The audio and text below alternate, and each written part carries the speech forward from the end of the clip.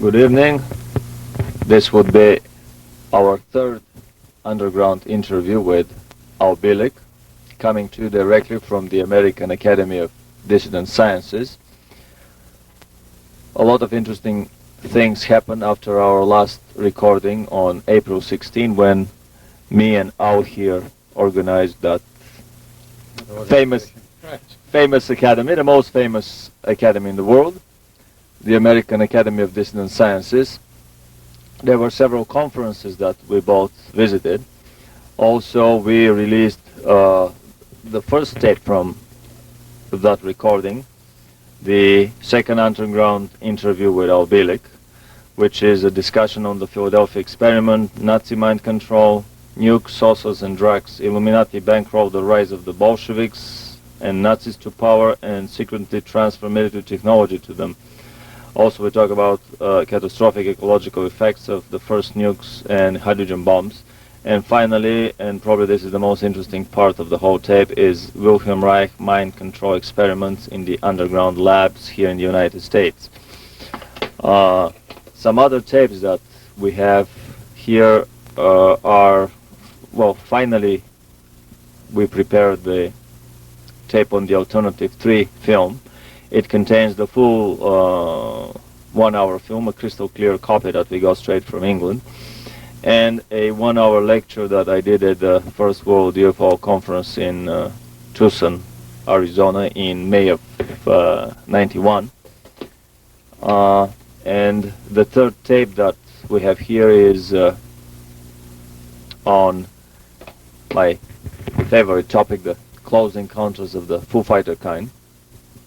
Research and development of anti-gravity in Nazi Germany during the Second World War, and subsequent research of superpower alternative space programs. I'll be very glad to, if you can tell us all some new interesting developments that happened to you in the last month or so, and then we'll go on with our interview about the Phoenix project. Okay.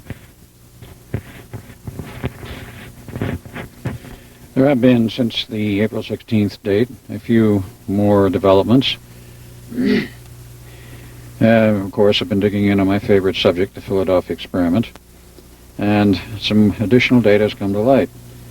One of the items, which is probably of interest to those who are interested in the movie that was produced entitled The Philadelphia Experiment, finally a copy was sent to me of an article entitled On the Set of the Philadelphia Experiment.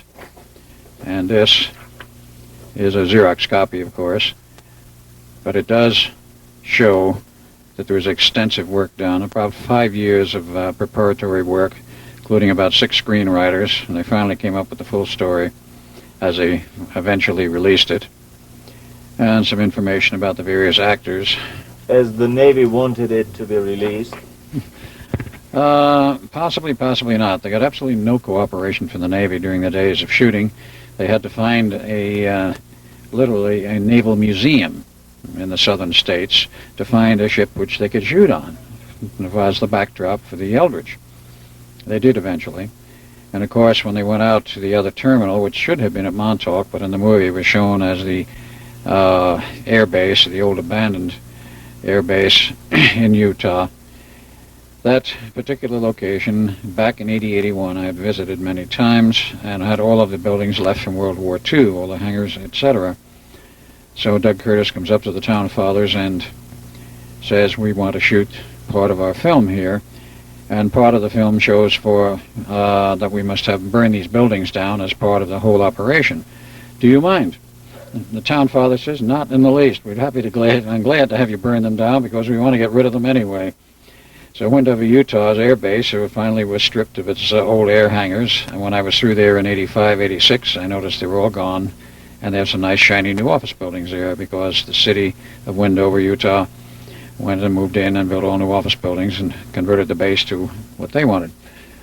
But the article is most interesting in that it shows a real history of the film.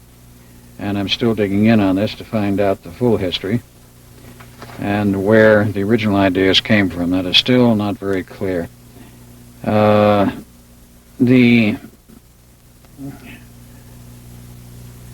title of the magazine here was Starrick, and was the August 82 issue, I believe, is what it says down there. Yeah, that's the August it may be 82. Right. 1982. This was actually released before the movie. So it's sort of a historic document, pre-humous, not posthumous. But I found it very interesting that there is some documentation around about the movie film, and I'm still digging in on the true history of the film, how it came to be, and so forth. There possibly may be a second version of the Philadelphia Experiment movie, but that is very nebulous at this time, and many people who claim to have inside information on this, when you get back to the source, they deny it. Maybe there will be, and maybe there will not, but it's interesting that it has been considered again, and I hope if they do a new one, that it will be much more accurate in terms of the actual history of what happened. Because there's a great deal of fill-in, as Hollywood loves to do.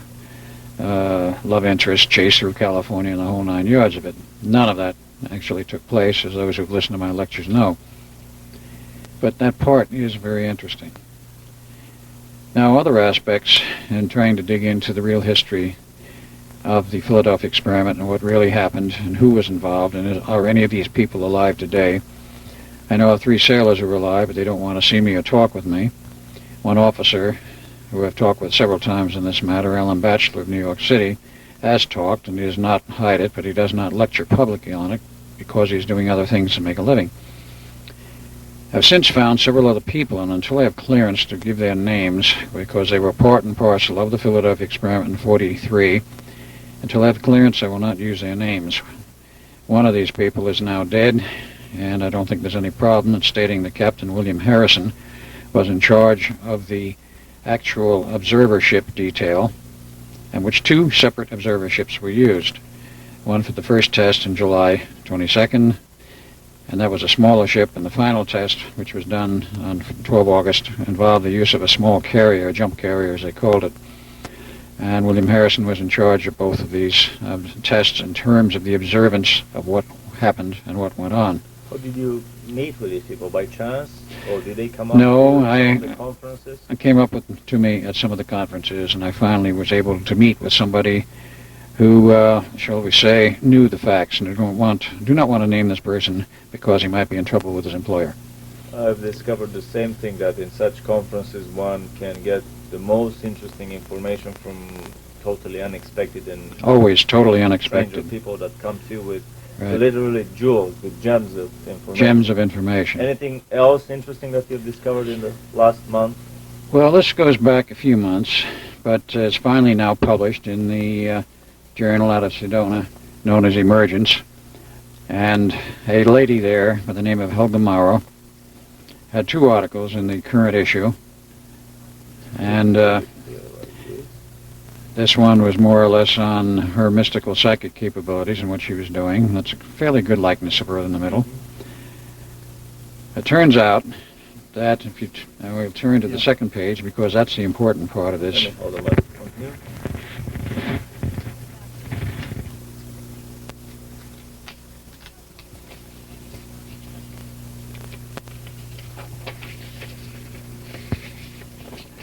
Now this article is detailing the history of a father, Fred A. Kuppers, K-U-E-P-P-E-R-S, born in Germany, raised and educated there, and came over with family back before World War II. And he was a very strict authoritarian German. Your children do not speak unless spoken to, and then if you request perhaps something at a time to talk with the father, it has to be something intelligent or don't bother. And the request has to be submitted in writing, 3 days. Well, not quite. Her father wasn't that strict. But the interesting part was that before he died on Lincoln's birthday in 1963, he took his daughter aside and said that I've been given 90 days to get my affairs in order, and I'm going to tell you a few things you must know, but you will not remember until you're about 55 years of age. Now, the full details of what I'm telling you are in this article. She has chosen to go public with it. And in this, she tells a story of her father. The story basically is that he admitted to her he had been involved heavily in the Philadelphia Experiment, a number of other government projects, And he had been not only on the moon, but in the moon. He stated that emphatically. Inside the moon? Inside the moon. Which is another extremely important clue of information in another crazy story that I've been pursuing about the moon being hollow. Right. And remember, he died in 1963 before we were supposed to have gotten to the moon. And he stated flatly he had been to the moon and in the moon. He also made further statements, all outlined in this article, which, because it's public, I will go public on it. He stated flatly that one of his tasks for the government was to train aliens to work within our government, and there were human types which were totally undetectable. It was his job to train them to work within our government. Period. Fascinating. So this further blows the cover of the party line ufologists that have been claiming for years that the biggest headache and problem for our government were exactly these totally human-looking aliens that are indistinguishable in a crowd. Not hardly. Since they were being trained to work in our government by Mr. Fred Coopers, it puts an entirely different cast on the whole situation. Now, after his 90 days were up, he went back to the hospital for his usual medical checkup, and allegedly he died in the hands of a nun who they totally could not trace afterwards. They had the standard type funeral for someone who was going to be removed from the public circuit, so to speak. And as Helga remembers, very detailed memory now, when she viewed the body in the casket, she found something wrong with it. Her father always had a lot of hair on his fingers and the backs of his hands. The corpse had no hair on the fingers or hands. The face looked very peculiar. It looked almost waxen, as if it was a wax mold. And though pictures were taken of the actual funeral, she was not allowed to see the pictures ever. Apparently still held by somebody else in the family. So they had the funeral, the whole thing was over. And 2 months later, one night when she was in bed, she gets a visit. A very physical visit, not a ghost. First she thought it was a ghost, and it was her father. He came and sat down on the edge of her bed, left a normal impression of a person who has an appropriate weight on the mattress, talked with her for a period of time, and told her, he says, "You wanted to see me, so I'm letting you know that I am well and okay, and I'm living in another dimension, another domain." He said, "It's very difficult for me to come here, and it's very painful to go back. But he said, nevertheless, I wanted to come here and reassure you of a few things." And he says, "If you really need me sometime, I'll come back." According to her, he has returned once to her and once to another family relative. I believe it was her mother. So her opinion is that he came as a ghost form and solidified in a material form, or that he secretly worked for a governmental program and was even by one night. He was not hit by a car one night. He went through the normal dying in the hospital, according to the records. And when he appeared to her in the bedroom, he was very solid. You couldn't see through him. He was just like a normal person. He could shake her hand. He could smell the normal cologne he used, the tobacco he smoked. And after about an hour or so, he says, "I've got to go now." And he got up and walked over towards the wall and disappeared in a Beam Me Up Scotty number, exactly like Joan on Star Trek. She swore that this happened and that this was the way he disappeared. Now the mystery deepens even further. So he wasn't driven by a car to the place of meeting his daughter, but he was beamed down. He was beamed down, or beamed through, or whatever you want to call it, to her bedroom where he could talk with her, and then he left from there to return to wherever he returned to. Now, most interestingly, a few weeks ago, she called me and says, "I have absolute proof that he's still alive." I says, "What do you mean?" He said, "I have some technical papers published in Germany, translated to English, of work that he's done with a certain German professor in Germany. There are 3 or 4 papers with his name attached to it, Fred Coopers." She called the head man at the university where he was alleged to be working and asked him, "Is this so-and-so and so-and-so?" "Well, yes." "Who are you?" "I'm his daughter." "Well, I want to know certain things about physical details." And he confirmed them and said there was no question that this was her father. He says, "I'm sorry, I can't tell you any more." And he says, "Well, I would like copies of certain papers." He says, "Why?" He says, "Because I want them for my grandchildren's scrapbook." "Oh, in that case you can have them." And she had received them. They were sent to her in the mail, and I obtained copies.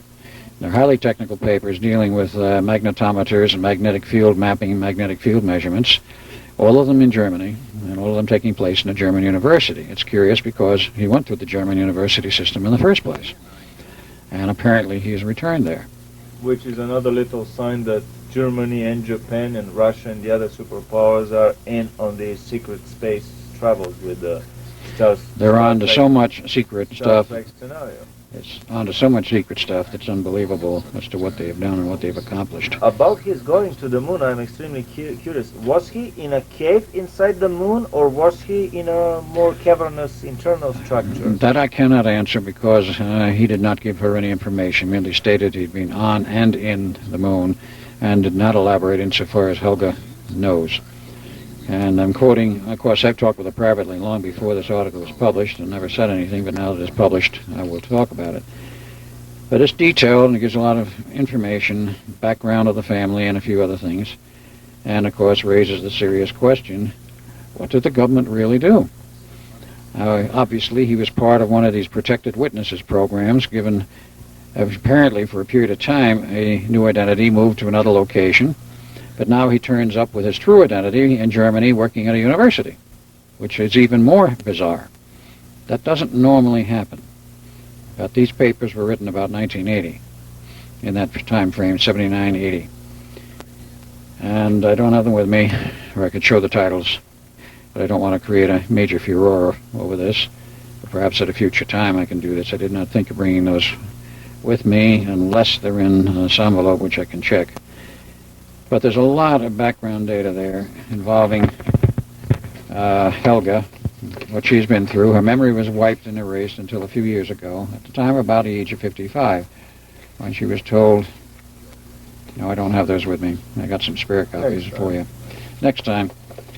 And she has been thoroughly involved in trying to find out the real history of her father. And she is finding out more and more, and her memory of a period of time when he told her so many things and said, you will forget this until you're about 55, then you will remember it, and you will also become one of the world's greatest psychics. And he also told her on tears that he says, I'm very sorry about the way I treated you when you were a young girl. He says, I had to do that to be stern. But this is what the party required from me, and I had to precisely follow my party call. Precisely. Fascinating. But he did say this. He said, I wish I could tell you who I really am, but I can't. Which indicates there's a still deeper part of this mystery. I remember we talked about that in the... No, actually we didn't. We'll be talking about this in this tape, about you and your brother Duncan going to Mars through the Phoenix time tunnel technology, going to the insides of Mars, penetrating the inside chambers there. And I see a similarity here, that the government being unable to go into these inside chambers left by past dead or departed civilizations on these planets, finally they were able, through this beaming down technology, even the more advanced Phoenix time tunnel technology, through the time portal, to move the portal right in the inside of the cavern and to explore it. And this further confirms, or this adds one more little rumor for me about the speculations that actually the moon is a ship that was driven, a starship driven and parked in orbit around the moon, even an abandoned starship. Some stories say that in past history there were 2 moons orbiting our planet, and probably the occupants of the first and heavily damaged ship, or should we call it a battle planet, they just built themselves a new one and departed. But that's another story for a very long speculation. It's known that the Americans did experiments in bumping abruptly at the moon's surface the expanded landing module, the cabin of the lunar landing module, after the astronauts docked back on their way to Earth with the Apollo spacecraft in lunar orbit. So by dropping that cabin at a much steeper angle and crashing it into the surface, they used that as a test explosion, and they measured on the seismographs they left on the moon's surface the echo that was created, and it turned out that the moon reverberated for many hours. It was a reverberation signal much longer. The attenuation was very little, which can be explained only by the fact that if the moon is a hollow sphere made of titanium. So I wouldn't be amazed that similar projects have been done with the pyramids here on our planet, and that all the chambers of interest have been long ago penetrated by the powers to be. I would like to actually just to say 3 words about our previous tape that we did, and to basically introduce the discussion into the contents of our next interview. We talked about basically the Philadelphia project, how it developed, starting with the invisibility project at the University of Advanced Studies at Princeton, going through the Rainbow project, and finally ending with the Philadelphia experiment of radar and optical invisibility for a ship. And as an unexpected byproduct and bonus from these experiments, basically time travel and teleportation was discovered. And these technologies, although the experiment had a disastrous end in 43, when a lot of the sailors were either missing or were totally deranged after they got exposed on the deck, on the top of the ship, through these heavy radiations. Later on, this technology was perfected so that time travel, teleportation, and invisibility could be achieved at ease, basically, in a dial a destination procedure on the main ship's computer in the late 40s, early 50s, and 60s. And right now, as our and many other sources have said, basically all nuclear-powered carriers and the stealth bombers and fighters have this portable Philadelphia technology of invisibility, teleportation, and time travel. So with this behind us, I would like to basically steer the discussion into the next big project, the Phoenix / Montauk project, and all the subsequent experiments with travel in the universe with a technology that is way more advanced even than the teleportation technology. This is the technology of the time tunnel, the time portal, this tentacle that can be spread from between any 2 points in our galaxy or universe and transfer a human being, a celestial being, or a cargo or material to a base on a different planet. Right. You know, that was the final phases of the Phoenix project. It was sometimes called the Montauk project for the simple reason that the master control point and the major research was done at the base at Montauk, and that was, of course, originally known during World War I as Fort Hero, an Army base, also Navy, because they had 2 underwater submarine pens, which were there operational till 1983. But during the period of time between World War I and World War II, it was still a military base. When World War II was over, and eventually the Air Force came in and used it for a period of time for experimental radar systems.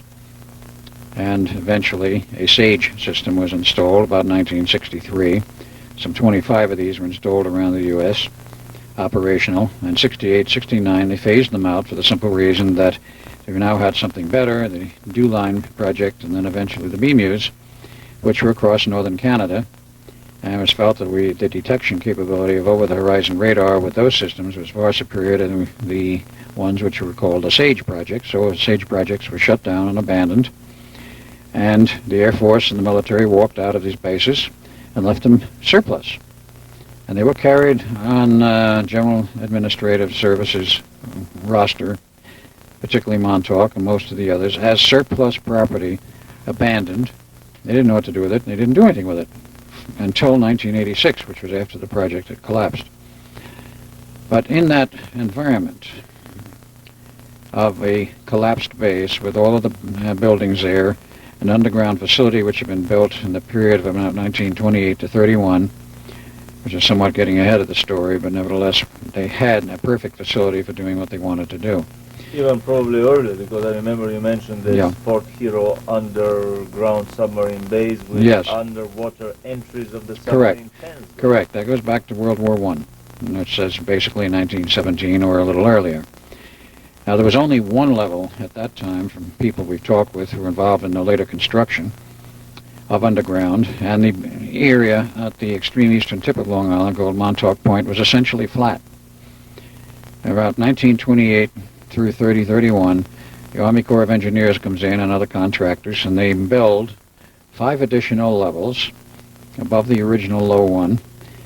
And after they completed all the construction and all of the elevators, shafts, and all of the other work which got them from one level to another, they covered everything over with tons and tons of dirt, planted trees, shrubs, and grass, and made it look like this grassy knoll, no pun intended, this hill had been there forever.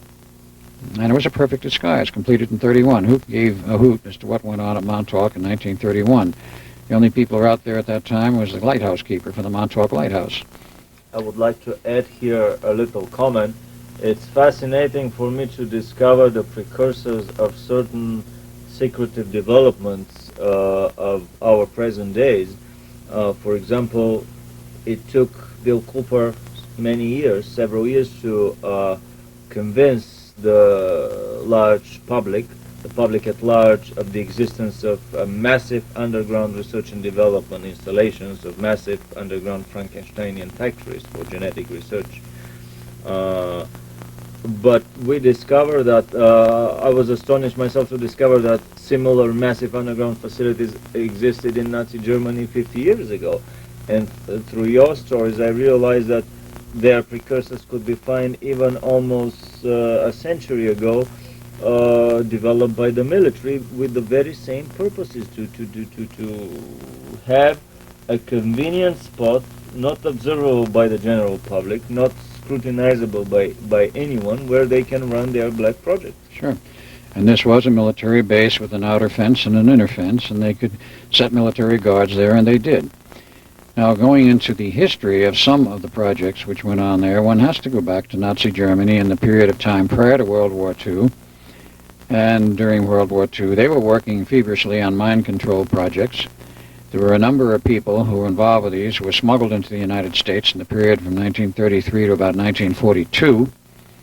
I don't think we didn't smuggle them out under the war years, because underneath all of the facade of this world war, and we were going to bomb the blazes out of Germany, which we did later, there was a lot of covert cooperation between the two governments on research. Now, this is hard perhaps for some people to accept, but it is a fact which can be proven. Number one item, which has nothing to do with the Montauk project, but which helped to maintain the stability and the functioning of the German military through the major part of World War II, was the fact that when all of the Ploesti oil fields were bombed and blown up and they had no more oil left for gasoline, guess who comes to the rescue? Standard Oil Company of the United States, New Jersey, and gave them the process for converting coal to gasoline. Which so this is an American process. This is not a German process. That's correct. I've always thought. We have always been told it was a German process, which they developed. They did not. It was developed here in the U.S., and that process probably dates back to before the turn of the century, and that's a very long story in itself. In any case, they gave them the process, helped keep the war going, and who knows what other things were done to help keep the German war going, because this war, that is the one in World War II between Germany and the Allies, was not what it appeared to be. It was not a war of politics. It was not a war of borders.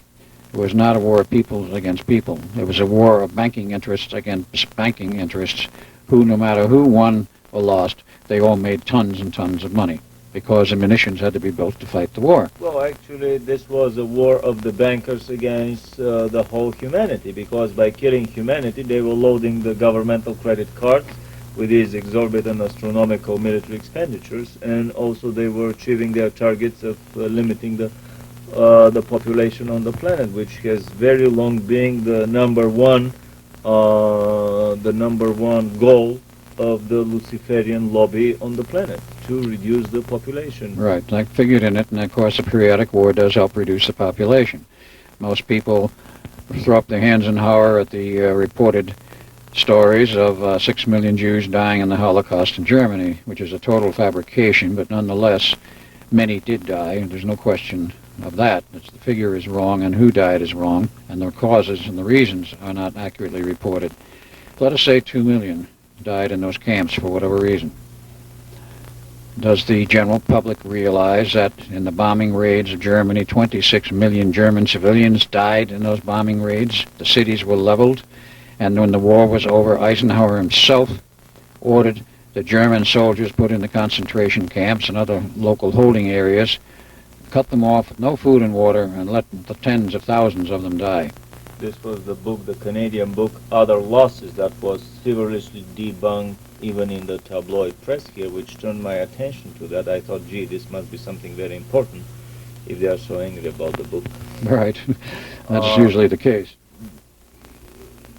This also plays very well with the population policies, because bombing Germany gives an excuse to everybody, including the pilots and the bombing crews that would drop the bombs on the cities, to eliminate all these people. Dresden was target bombed and leveled. Tokyo was carpet bombed. Tokyo was carpet bombed with incendiary devices, and in less than a week, actually, I think in 2-3 nights, in Tokyo there were as many casualties as in the Hiroshima and Nagasaki nuclear bombings. By these carpet bombings of whole city neighborhoods. First they would bomb the periphery of the neighborhood to prevent anybody from escaping, and then they slowly, drinking their coffee up there, unobstructed by any fighter aviation, they would level and burn the whole city. Anyway, to come back to the mind control experiments in Germany. Right. As merely may wish to make a point here that in spite of the appearances of being terrible mortal enemies, there was covert cooperation going on, and one of the other areas of this covert cooperation was in the fact in the period of 1933 to approximately 42, they were smuggling out Jewish scientists who were working on mind control and other projects, and this was essentially allowed by Germany. Even Einstein was smuggled out. He was smuggled out. He did not leave because he was thrown out. This is a total fiction. He left in 1930, before the rise to power of Hitler with his full power, because the National Socialist Party considered him an asset, wanted him to leave, and to stay, and his friends told him, you better get out while you can, because after the war, or let us say the build-up to full power of the Nazis comes into place, you're not going to be able to get out. And he was a pacifist. He knew there was going to be war eventually, so he moved to the U.S., to Caltech, taught there for 3 years, and was invited to join the Institute of Advanced Study at Princeton, which he did in 1933, and remained there till his death in 1955. But there were many others smuggled out. They did a lot of work on mind control in Nazi Germany during the war, much of it centering around indoctrination of the SS troops, involving supersonic sound impingement on the occipitals of the brain, and it was quite successful. Ultrasonic. Ultrasonic, correct. The Japanese worked on RF techniques, and that has been swept under the rug and was never admitted to by the U.S. government. The stories of the Buck Rogers screws that went into Germany are fairly well known. What is not well known is that some 26 railroad car loads full of patents and other technical data were seized by the British and the Americans and the French when the war was over. And these were technical processes which we did not have and we wanted, and that was one of the aspects of the war. Actually, I heard stories in Renato Vesco's book Intercept But Don't Shoot that there were miles of boxcars. There were 9 kilometers from one underground huge city, and 16 kilometers from another city. Miles of boxcars loaded with designs, with blueprints, with machinery, with sophisticated equipment, and so on. You include the equipment and the machinery and working models of devices, yes, it would be a lot more than 26 boxcars for sure. But this whole business of interchange and cooperation took place covertly.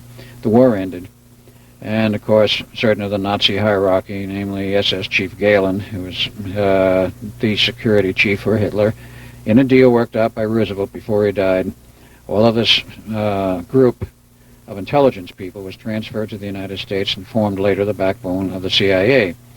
The deal was in order to obtain and retain the surveillance crews and groups which were already in Russia in place. The U.S. agreed to have these people be transferred to the U.S. so we would have the capability, and these people would be left alone. This was the price. They said, we will do what you want and cooperate with you, but you leave us alone. At the same time, Russia captured another portion of the SS officers, and they had them transfer the SS spies in the United States to the Russian interests. So basically, the very same things have been going on both sides of the curtain, which was a Mickey Mouse curtain to start with. All right, now let us get back to the technical side of this. And the Phoenix project. Right, these people, the scientists from Germany, were held in hiding, so to speak, while the war was on, and when the war was over and 47 rolled around, they went to work for a U.S. national laboratory called Brookhaven National Laboratories at Brookhaven, Long Island. And their first and primary project there for many years was mind control. They worked on this for some 20 years, up until about 1968. Now, since Brookhaven is a national laboratory funded by tax money, they must, under law, report what they're doing in all departments and all projects once a month. Who's on them, what they're doing, what they're accomplishing, what they're not accomplishing, and whether they're going to cancel a project, whatever, the whole 9 yards of reporting of what the activities of that laboratory is, or any national laboratory in the U.S. that's receiving tax monies. So this went on for about 20 years. In about 1968, somebody started reading these reports in Congress. Finally. Finally, after 20 years. And they looked at this stuff and they said, mind control? And they're getting results. They might use this stuff on us. Cancel the project. The project was canceled, and the orders also came down that these scientists who were working on the project would be moved out of Brookhaven, and they were. So they started looking for a new home. And since they were already at Brookhaven, which is more than halfway to the eastern tip of Long Island, it didn't take them too long in looking around to find that Montauk had a military base called Fort Hero, and the Army there was quite interested in what they were doing. They said, why don't you come here and work with us? We'll give you a haven and you can continue your work. So they did. So from Brookhaven, they moved to Long Island Haven. If you want to call it that. A Long Island Haven at Montauk in the underground of Fort Hero. Now, Fort Hero was actually a very large installation, and it was right around a state park, which was built sometime in the period, I think, prior to World War II. How many submarines could dock in these underground pens simultaneously? From what I understand, only 2. It was not an extensive Navy operation. It was basically Army. And it was, of course, a defense point during World War I and World War II with the old railroad carriage guns and all of the heavy ammo and such. All of this was abandoned and torn down after World War II. And the radar came in with several systems, and then the Air Force moved in and took over some buildings and did continuing radar work, experimental, and built the SAGE system, and then that was eventually scrapped in '69. Now, it was interesting to note that the people from Brookhaven, the jury scientists, and those related to them and working with them, moved out to Montauk about '68, and the base was then formally abandoned by the military in '69. And it became noted on the GAO, General Accounting Office records, that it was an abandoned surplus base. Well, I can assure you these guys didn't move out. It was the ideal cover for them, and they continued to work. Well, I've noticed that what they do is they keep the essential people, and then they rotate the non-essential military personnel in order to keep the secrecy. They have one group coming and digging the base, another group coming and doing the concrete, a third one does the interior fittings and decoration, a fourth one does the initial part of the research, a fifth, a sixth, a seventh, and that's how, through this time-wise compartmentalization, the track is lost of what goes on down there. Right.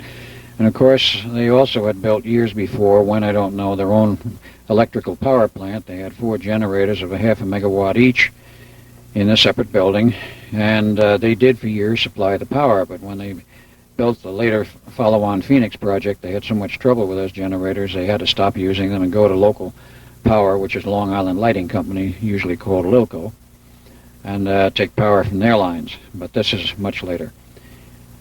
Now, the project continued from '69 onward on an abandoned military base, but certain other things also took place in that period which were moved out there also, because This was called the Phoenix Project from about 47 on and became a complete cover operation for many, many projects. Umbrella. A real umbrella. Now, what else happened? The Philadelphia experiment, which had been scrapped and abandoned in 1943, the Navy revived it and went to John von Neumann in 1947. He was already working at the Institute on producing the first all-electronic digital computer, which he did complete in 1952. Again, for the use on the for use in many, many areas. But he knew that a computer would be necessary to solve the problems of the personnel and provide a zero-time reference for personnel as well as for the ship.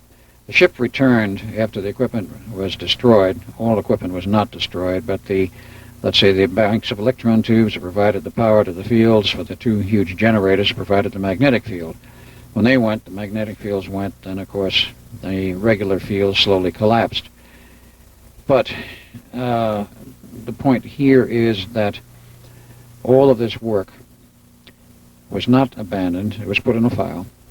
And the very high-powered electromagnetic fields which were generated for the invisibility effects produced the very severe problems on the personnel. And this was the result of course, grossly excessive magnetic and electronic fields, which never had been used before, to my knowledge or anyone else's, in such close proximity to personnel, namely about 75 feet from the antenna, which was radiating something of the order of 20 megawatt pulses, rotating in a circular field of RF, and all of the power that was going into the generators also pulsed to produce a rotating magnetic field on the deck. This is very, very high-powered stuff, and you don't subject the human mind or nervous system to this. They found out, of course, later that you don't, and many medical reports were written. In 47, they asked von Neumann to resurrect the project, see if it could be salvaged, if there was anything they could learn from it. It would be interesting to see in the medical literature whether these reports can be found. Our leading Russian dissident proved that there was a massive contamination and probably a nuclear explosion in an underground nuclear storage in Ural by discovering an explosion in the number of papers on the radioactive contamination of the environment in official papers in official journals. So if these papers could be traced in official journals, that would be a roundabout way to proving that something like that could have happened. Well, I'm sure that those reports are still classified by the military, the Navy, but I do know one person who examined them and told me that he had examined them and found they were very interesting in terms of the results, and that was a Mr. George Hoover, now retired from the Navy, who was in charge of an investigative commission appointed in the Office of Naval Research in 1955. And I've talked with him personally. He admitted to the Philadelphia experiment. He admitted to the 4 medical reports. And he said, so far as he was concerned, the 4 medical reports were the most interesting part of it because it was prime research material to try and show what happened to these sailors, what was the cause of the problem. Well, they had to solve it, obviously, and they did. Van Neumann found the means with the computer to provide some type of zero-time lock reference to the personnel. How this was accomplished, I do not know, because when the equipment was smashed, the ship returned to its proper point in the harbor because not all equipment was smashed. And the zero-time reference generator they had, designed and built by Tesla, was still working. And even here, a little introduction. I've noticed that several such smashings occurred in the Philadelphia and Montauk projects when there was a locking into some energies from higher space, so that basically the whole system became a free energy device that was siphoning energy off from the ether, from the higher dimensions, from the higher classes of energies in the universe. So even after cutting the cables from the local power supplier, the installation would not turn off. Cutting the cables inside it would not turn it all of it down. So finally they had to physically smash most of the modules in order for it to shut down, which is another indirect proof that free energy can be obtained out of thin air. In a sense, that is quite true. There is no such thing as a free lunch. The energy comes from somewheres, but our modern physics has not recognized this until very recently, that this possibility may exist. Now, to get back to this thing, when they resurrected the project, von Neumann found the answer. He also had built and designed this computer. A new system was delivered to the Navy, and tested in 1953. And it was fully successful, no personnel side effects. And therefore the Navy now changed the name again from its classification of 1940, which was the Project Rainbow. They changed it to the Phoenix Project. It's a continuation of the same project, but again under a new name. The Phoenix Project became an umbrella for many, many things. Now, of course... Can you name a few that are just the most important ones? I can. I want to show the time frame of what happened here to this. So they continued onward after 1953, and of course it went through many generations, and the equipment became small, almost portable, and still worked, and worked very well. And portable? Down to the point, down to the size of essentially of an attaché case in the latest systems. They do have the capability of making a Secret Service operator for the president or the government invisible, either with carry-on hardware on his belt or his back or a suitcase, or by treating him in a field which will render him physically invisible without carrying hardware for a period of about 72 hours. Now this technique is good for that period of time, but when he comes out of it, he gets very sick and very nauseous for days. The use of the hardware apparently produces no nauseous side effects. In any case, this project continued on, and eventually, while it was initially at Brookhaven, it also was moved to Montauk. And that was what was called P2 or Phase 2, the Invisibility Project. Phase 1 was, of course, the mind control, which they developed some very successful techniques in the late 70s. The Philadelphia experiment hardware and process was continued, and they became very successful with that. It is now installed on all of the super carriers, all of the fighter aircraft, both Army and Navy, the Israeli fighter aircraft, and the B-1 bomber, the B-2, which of course is a stealth bomber, and it is very successful. They've made attempts, of course, with the B-2 to make it radar nearly invisible by means of a special absorptive coating. A coating is so damnably heavy that with the normal jet engines, and they have some big ones in it, that aircraft is subsonic. They cannot go supersonic. So they since, according to rumor, in quotes, outfitted some other special drive engines, ET hardware, if you will, or our own government's developments in those directions, where it makes it a TOV, a transorbital vehicle, which doesn't go out into space. Now, according to the public record, only one B-2 has been built because of the unbelievable cost. The research on that thing cost billions upon billions of dollars. I understand $22 billion total. And they figure to replicate it today will cost about $1 billion per copy. And the government is tearing their hair out about it. They're thinking they're going to scrap the project. Well, of course, that's what they tell the public. Who knows what they will do.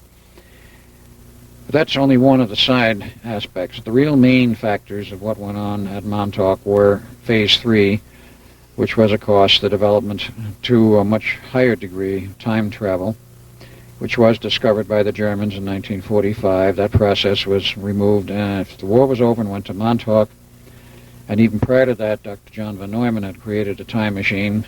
There was no problem in doing this because the technology for the Philadelphia experiment was so similar that it only be carried a little bit further with certain controls, and they had a time machine. But there was a separate time machine installation that was not using the ship's coil. It was totally separate. It was fairly small, and von Neumann did this on his own at the Institute, under the nose of the Navy, without letting the Navy knowing what he was doing. And of course, he was not working for the Navy, he was working for the Institute. His time machine hobby, his little hobby. His little hobby. And he said when it was ready, well, let's go. Yeah, well, Edward, which was my name then, says, let's take a look at what's going on in the future. I want proof that you were back there and that you really talked to me 40 years later. So I made a couple of trips back and forth. I don't honestly recall how many. And eventually I came back with enough paperwork and proof that he was satisfied that, yes, there was a Phoenix Project, yes, I had been there, yes, that this thing did exist in the future, and he was part of it. Going to be, that is, from his viewpoint in 43, 44. How big was this time machine? Do you remember the physical dimensions? Physical dimensions were fairly small. The radiating control element was perhaps 6 feet high and perhaps 2 feet, 2.5 feet in diameter. Would you go inside it? Or no, actually it created a field which you just stood within the field. You didn't have to get in the machine. There was a lot of other peripheral hardware driving it. a lot of tube circuits and a lot of other stuff, because in those days everything was electron tubes. And as a matter of fact, still is in certain areas, because they're the only things that will work when you're dealing with higher order energies. Did he use a computer to drive it? Or There were no computers then. No computer hardware. So the computer did not begin to take shape until 1946. So in the meantime, when he was satisfied, in October of 43, he became part of the atomic bomb project, and of course he spent a lot of time up there, but not full-time. He was there as a consultant.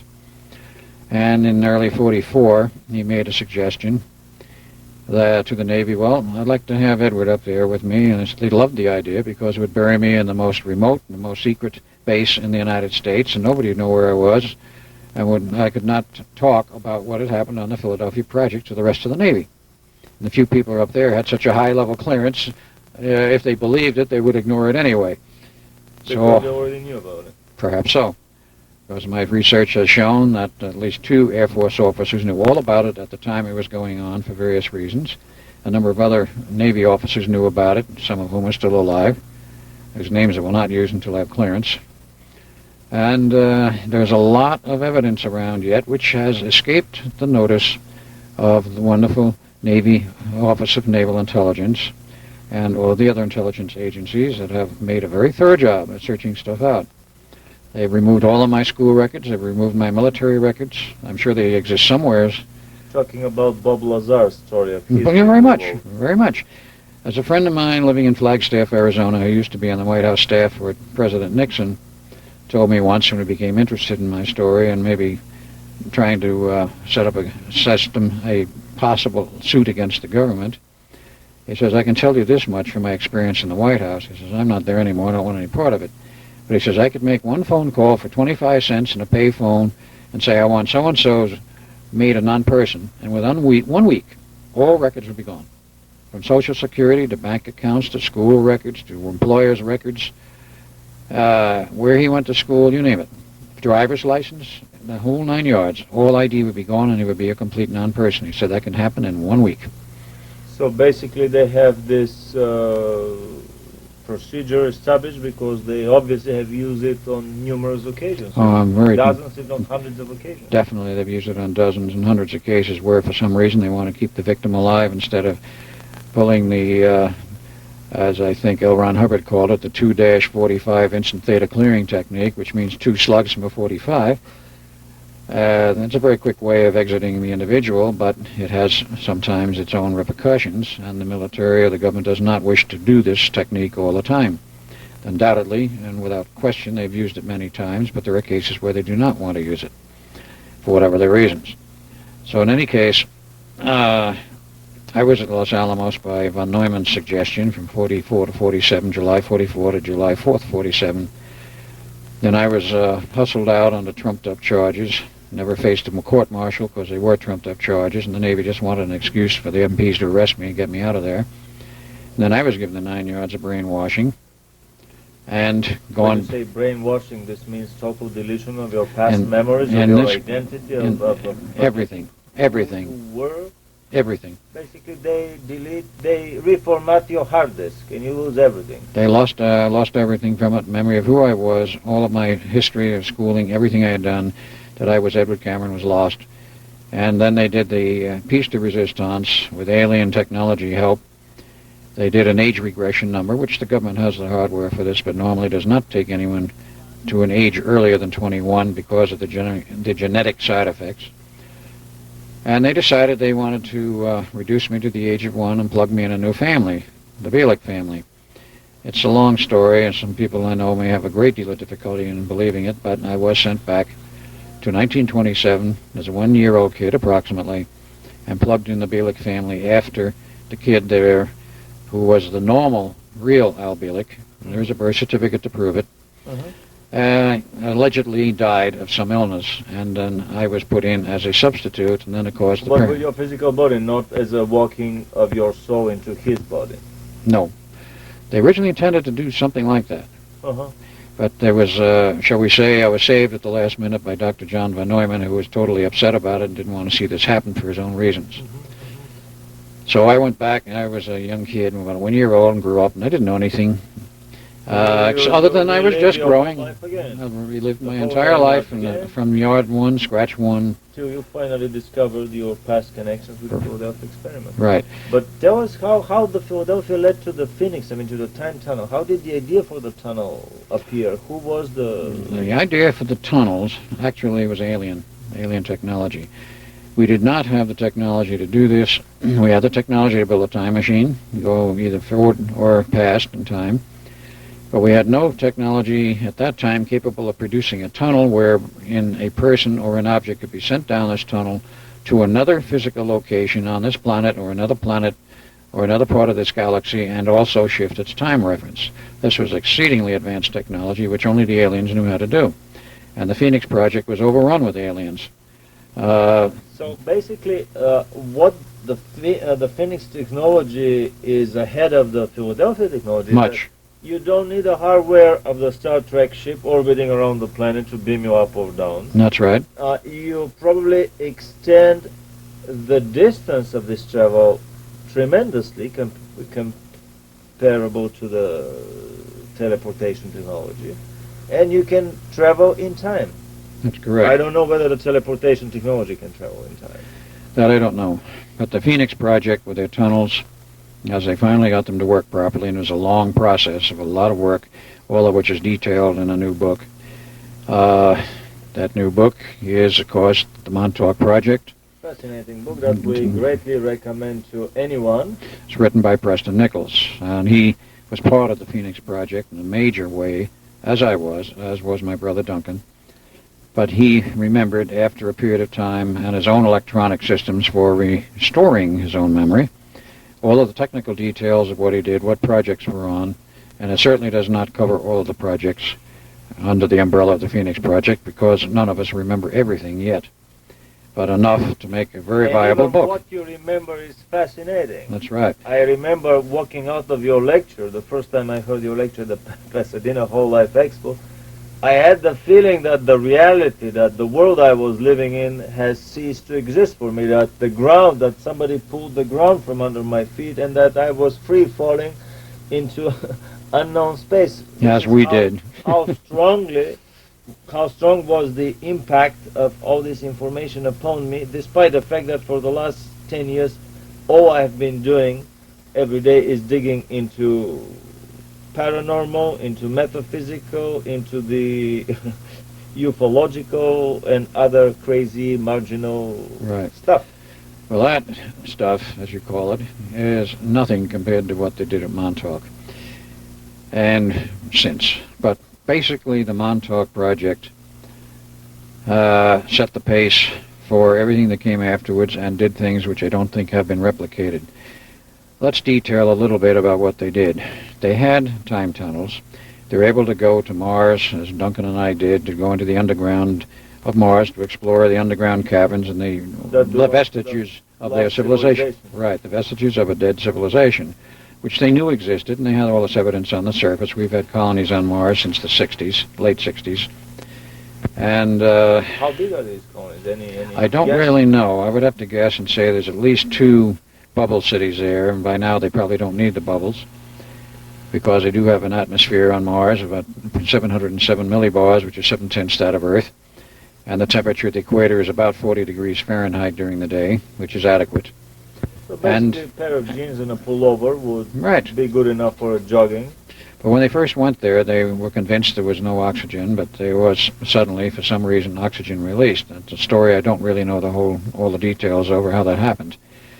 But in any case, there are colonies on Mars, and they found monuments, like the famous face on Mars, the pyramids, and they knew there were entrances through them, and they could not break through because these were so huge and so heavy. They did not have earth-moving machinery of adequate scope to break into these things. So eventually they called back by radio to Earth and says, we got something up here. We know there's an underground here. We can't get into it.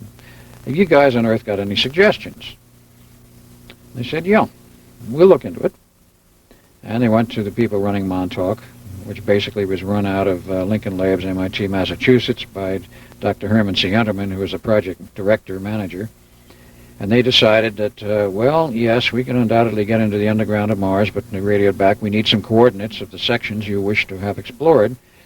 And they got those, and they put them in the computer, and what they did the first time was they sent a camcorder, TV camera, through there, operational, and put it in through the time tunnel to see whether or not the thing got locked up or came out in a free cavern.